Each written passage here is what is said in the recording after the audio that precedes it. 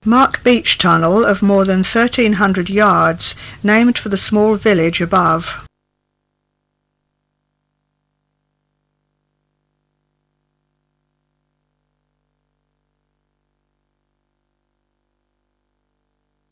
Cowden village is 2 miles to the west.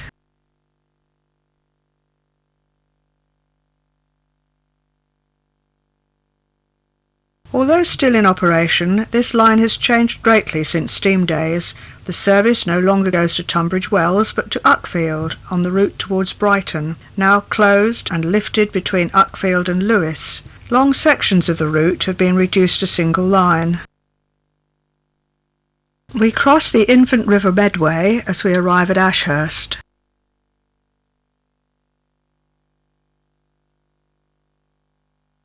The signal box here was replaced by a lever frame on the platform to allow the station to be staffed by only one man, although even so he seems to have had plenty of time to attend to the station garden.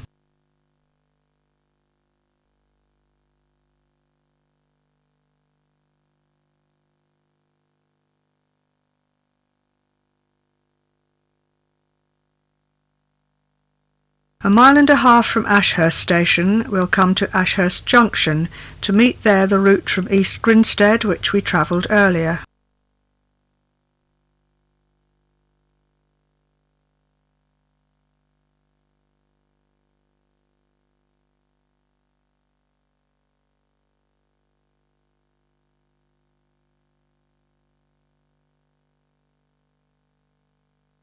The route to the right remains today as a single line towards Eridge, terminating at Uckfield.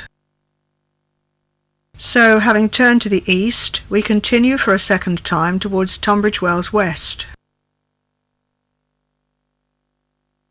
Today's Spa Valley Railway Station platform is on the approach side of this bridge. Most of the old station site has been developed for housing.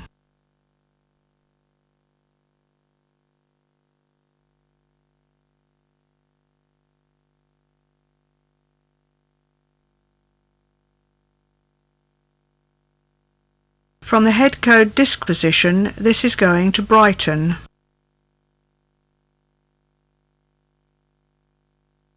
"48 miles from London Bridge via 3 bridges. The Spa Valley's new High Rock station is 100 yards west of the former halt, close to the High Rocks Inn. We are signalled into the bay platform close to the loco shed, which has survived, and near the position of the Spa Valley's new terminal platform.